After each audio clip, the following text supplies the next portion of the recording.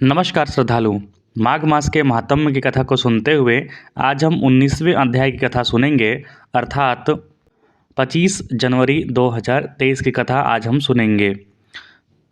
पिछले अध्याय में हमने सुना था किस प्रकार पांचों कन्याओं का एक ब्राह्मण पे प्रेम हो गया था और वो ब्राह्मण वहाँ से गायब हो गए थे। तो वो पांचों कन्याएं इस प्रकार विलाप करती हुई बहुत देर प्रतीक्षा करके घर लौटी।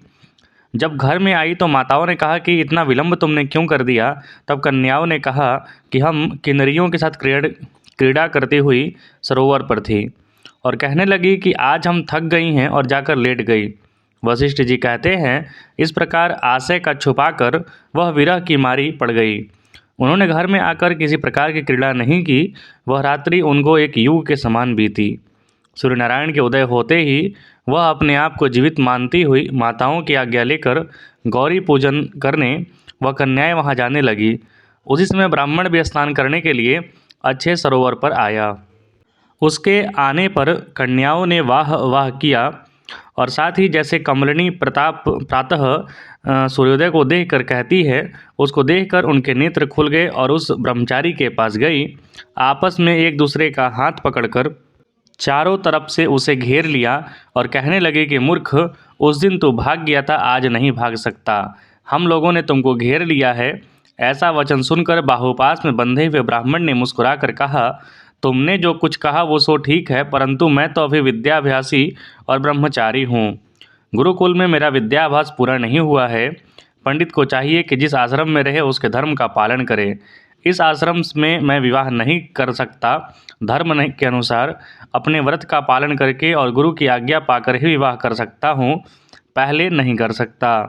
यह बात सुनकर वह कन्याएं इस प्रकार बोली जैसे वैशाख मास में कोयल बोलती है। वह कहने लगी कि धर्म से अर्थ और अर्थ से काम और काम से धर्म का फल प्रकाश होता है। ऐसा ही पंडित लोग और शास्त्र कहते हैं। हम काम सहित धर्म की अधिकता से आपके पास आई हैं, सो आप पृथ्वी के सब भोगों को भोगिए। उस ब्राह्मण ने कहा कि तुम्हारा वचन सत्य है, किंतु मैं अपने व्रत को समाप्त करके ही विवाह कर सकता हूँ, पहले नहीं कर सकता। तब वे कन्याएं कहने लगी, तुम मूर्ख हो। अनोखी औषधि, ब्रह्म बुद्धि, रसायन, सिद्धि, अच्छे कुल की सुंदर नारियों तथा मंत्र जिस समय प्राप्त हो तभी ग्रहण कर लेना चाहिए। इसी से कार्य को अच्छा टालना अच्छा नहीं माना जाता है। केवल भाग्य वाले पुरुष ही प्रेम से पूर्ण, अच्छे कुल से उत्पन्न, स्वयंवर चाहने वाली कन्याओं को प्राप्त होते हैं। कहाँ हम अनोखी सुंदर नारियां, कहाँ आप तपस्वी बालक। यह बेमेल का मेल मिलाने में विधाता की चतुराई ही है। इस कारण आप हम लोगों के साथ गंधर्व विवाह कर लें। इनके ऐसे वचन सुनकर उस धर्मात्मा ब्राह्मण ने कहा, व्रती रहकर इस समय विवाह नहीं करूँगा, मैं स्वयंवर की इच्छा नहीं करता। इस प्रकार उनके वचन सुनकर उन्होंने एक दूसरे का हाथ छोड़कर उसको पकड़ लिया। सुशील और सुस्वरा ने उसकी भुजाओं को पकड़ लिया। सुतारा ने आलिंगन किया और चंद्रिका ने उसका मुख चूम लिया। परंतु फिर उसने क्रोधित होकर उनको श्राप दिया कि तुम डायन की तरह मुझसे चिपटी हो, इस कारण पिशाचिनी हो जाओ। ऐसा श्राप देने पर वह उनको छोड़कर अलग खड़ी हो गई। उन्होंने कहा, हम निरपराधियों को वृथा श्राप क्यों दे दिया। तुम्हारे इस धर्मज्ञता पर धिक्कार है। प्रिय करने वाले से बुराई करने वालों का सुख दोनों लोकों में नष्ट हो जाता है। इसीलिए तुम भी हम लोगों के साथ पिशाच हो जाओ। तब वे आपस के क्रोध में उस सरोवर पर पिशाच पिशाचनी हो गए और बस पिशाच पिशाचनी कठिन शब्दों से चिल्लाते हुए अपने कर्मों को भोगने लगे। वशिष्ठ जी कहने लगे, हे राजन, इस प्रकार वह पिशाच उस सरोवर के इधर उधर फिरते रहते। बहुत समय पश्चात मुनियों में श्रेष्ठ लोमस ऋषि पौष शुक्ल चतुर्दशी को उस अक्षोद सरोवर पर आए, स्नान करने आए। तब क्षुधा से दुखी उन पिशाचों ने उनको देखकर उनकी हत्या के लिए गोल बांधकर उनको चारों तरफ से घेर लिया। वेदनिधि ब्राह्मण भी वहां पर आए और उन्होंने लोमस ऋषि को साष्टांग प्रणाम किया। पिशाच ऋषि के तेज के सामने ठहर न सके और दूर हो गए।